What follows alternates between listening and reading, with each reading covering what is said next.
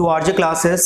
और आज जो हम लोग करने वाले हैं एक डेरिवेशन करने वाले हैं P इक्वल्स टू एच रो जी, जिसको आप रो मतलब व्हाट डेंसिटी, इसको आप एच डी जी दोनों आप लिखते हो, रो या लिखो या डी लिखो बात बराबर होता है, दोनों डेंसिटी के लिए हम लोग सिंबल यूज करते हैं।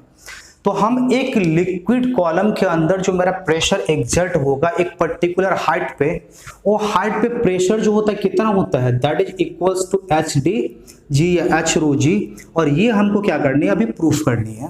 तो आप एक ऑब्जेक्ट ले लो, हमने ऑब्जेक्ट ले लिया पी क्यू आर एस ले लिया हमने ऑब्जेक्ट। अब सपोज कर लेते हैं इसका एरिया कितने का है, एरिया ए का है, और ये कहाँ पे है, एट ए हाइट कहाँ पे है, इसका सरफेस जो है लोअर सरफेस जो है फ्रॉम द फ्री सरफेस कितने हाइट पे है, एच हाइट एच पे है। डेंसिटी ऑफ द लिक्विड, अब इसको रो बोलो या इसको आप क्या बोलो, डी बोलो, आप कुछ भी जो आपको पसंद आए आप लिख सकते हो, कोई टेंशन नहीं है। और वॉल्यूम ऑफ द लिक्विड जो भी है वी है ये है, वो सब लिखते रहेंगे।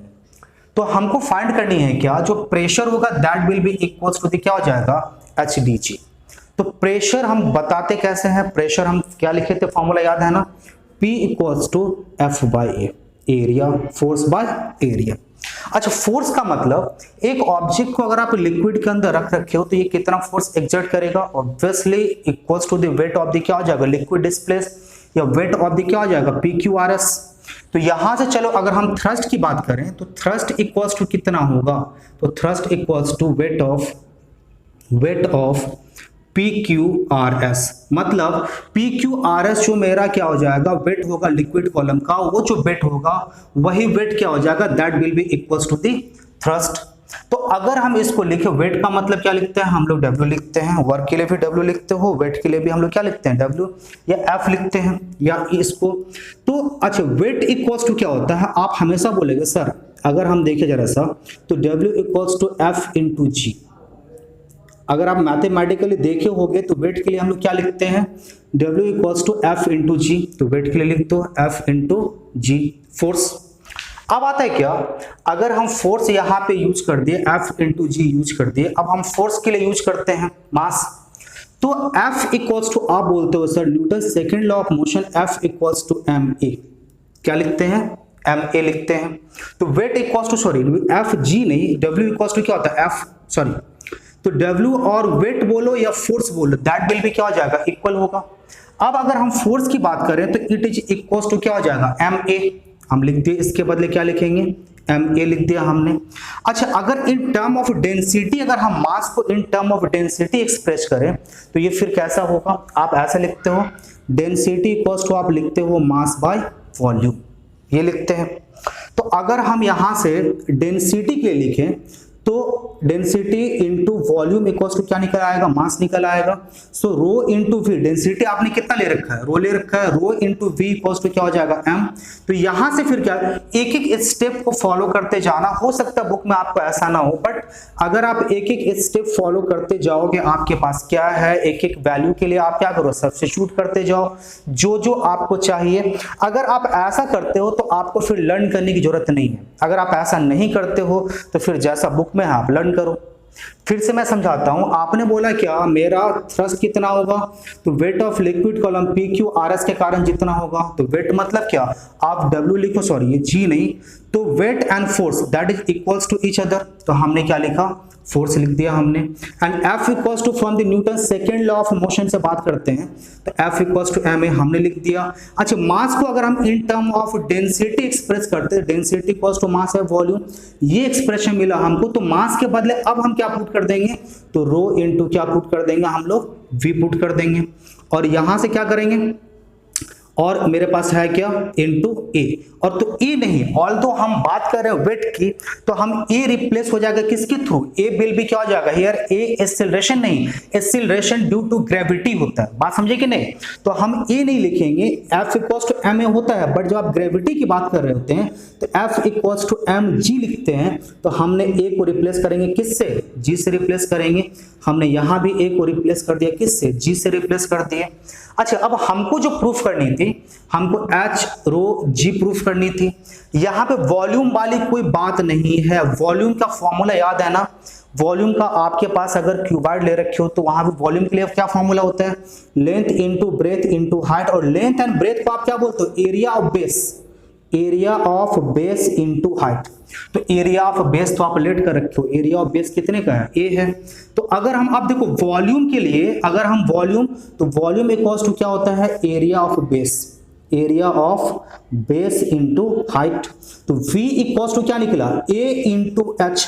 मतलब अब हम क्या करेंगे, जो मेरे पास V था हम इसको भी रिप्लेस कर देंगे, और इसको किससे रिप्लेस करेंगे, A इंटू एच से हम क्या करेंगे, रिप्लेस कर देंगे। तो मेरे पास क्या आ गया, rho into A into H into G, ये मेरा क्या आ गया, टोटल थ्रस्ट।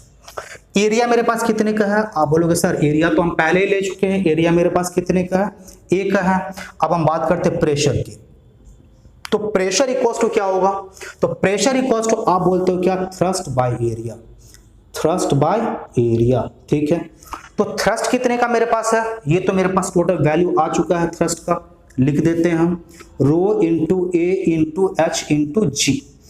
बिल्कुल, देखिए जरा सा F इक्वल्स टू ma वाला जो फॉर्मूला था इसको थोड़ा सा अच्छी तरह दिमाग में रखना, मैं भी लिख रखा था यहाँ पे, क्योंकि जब भी आप ग्रेविटी की बात करोगे तो A जो है देखो दोनों ही एक्सीलरेशन को रिप्रेजेंट करता है, A stands for acceleration but G stands for acceleration due to gravity. So in term of force की जब हम बात कर रहे होते हैं, आप फोर्स का कैलकुलेशन जब हम कर रहे होते हैं तो E को आप रिप्लेस कर देना G से। अच्छा अब यहाँ आ जाओ, हमने थ्रस्ट जो मेरे पास था हमने थ्रस्ट को लिख दिया, चलो very good.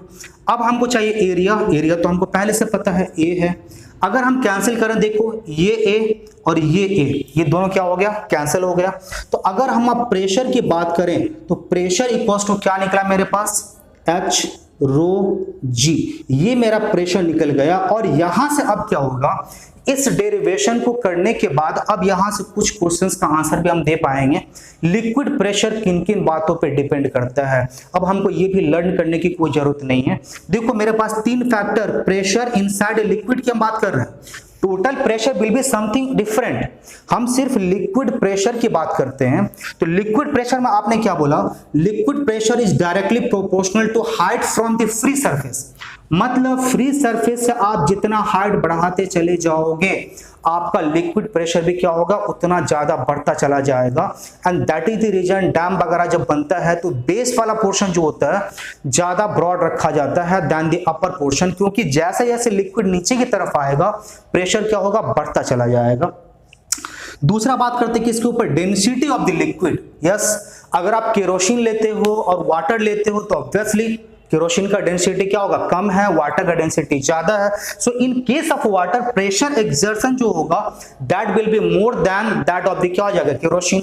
And acceleration due to gravity it varies from place to place. तो ये तीन फैक्टर होगा जिनके ऊपर लिक्विड प्रेशर डिपेंड करेगा। फर्स्ट हाइट के ऊपर, और जब आप हाइट की बात कर रहे होते हो तो एक बात लिखना बिल्कुल मत भूलना, height from the free surface, क्योंकि हाइट हमेशा मेजर किया जाएगा कहां से, फ्री सरफेस से, जहां से आपका लिक्विड स्टार्ट होता है, ये यहां से, आप और कहीं की बात नहीं कर सकते। और आपके पास डेंसिटी एंड ग्रेविटी, तो ये तो देखो प्रेशर इनसाइड लिक्विड की बात कर रहे थे। बट अगर हमको कभी भी टोटल प्रेशर की बात करें तो सिर्फ लिक्विड प्रेशर को आप कैलकुलेट करोगे तो ये टोटल प्रेशर नहीं आ गया। टोटल प्रेशर के लिए आपको atmospheric pressure and liquid pressure जब आप दोनों को कंबाइन करोगे तब जाके आपको टोटल प्रेशर। तो कभी आपके पास अगर टोटल प्रेशर फाइंड करने के लिए बोलता है, एग्जैक्ट प्रेशर या एक्यूरेट प्रेशर, ये सारे वर्ड आपको यूज होंगे वहां पे, तो उस समय क्या करोगे, आप लिख दो atmospheric pressure plus liquid pressure, ये आप दोनों को ऐड कर दो, you will get the value of total pressure. तो ये जो अपने पास है ये निकल के आ गया डेरिवेशन किसके लिए, एट ए हाइट पर लिक्विड के अंदर प्रेशर कितना होगा।